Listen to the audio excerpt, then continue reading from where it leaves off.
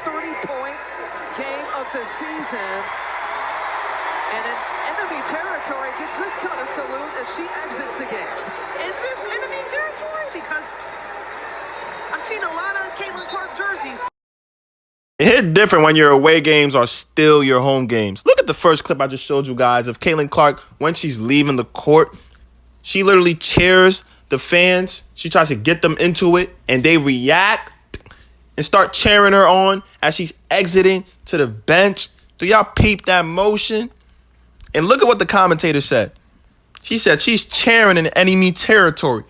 And the response was, I don't know if this is enemy territory for Caitlin. There's a lot of fans in here with her jersey. There's a lot of Caitlin Clark jerseys in the building.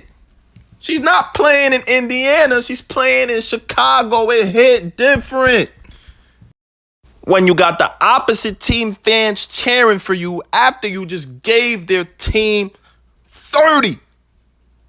That's when you know you got it. So now let's get into this game. So Caitlin Clark, Indiana Fever versus Chicago Sky. Caitlin Clark put on a performance for the ages. One of the best performances I've seen this season. This could arguably be Caitlin's best game. She ended up with 31 points, 12 assists, 57% from the field. So hyper efficient. 5 for 9 from 3.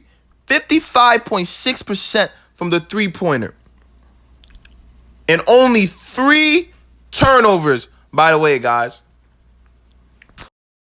I mean, again, today, the full bag was on display. Like, how easy it is getting for Caitlin. Like, it just looked like she wasn't even busting a sweat out there. Everything just looked so smooth. She hit all type of threes. She hit a 3 over Camila Cardoza.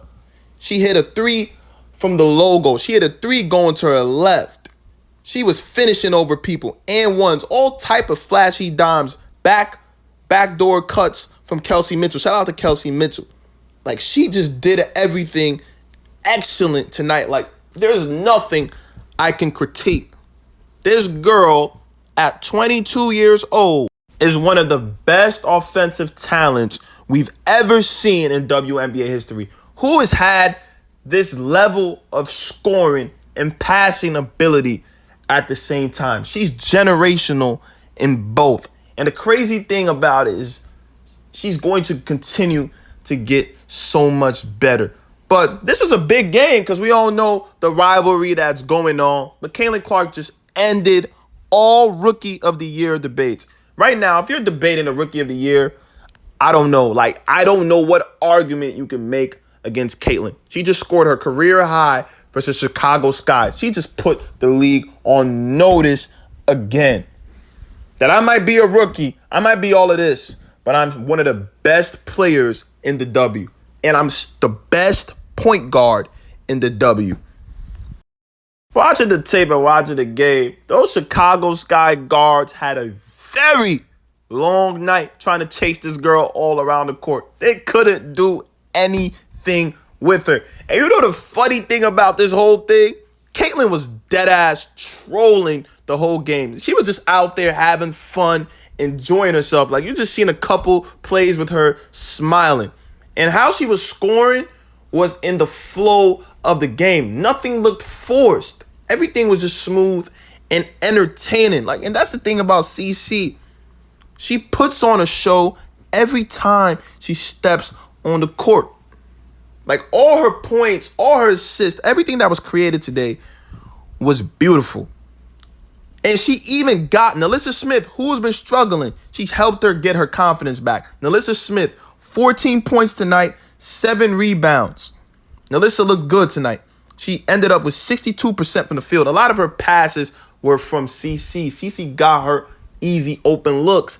And this can even make the Fever more dangerous for the playoffs, man. Caitlin Clark, bro. This is the best show in basketball right now. This is what I've been repeating from the start of the year, bro.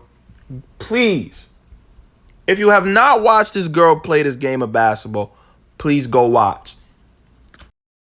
And now today, the Fever, all of those losing seasons they've had, all of the garbage seasons they've had. Look at them today now. They are the 6th seed now. Remember, they started 0 and something.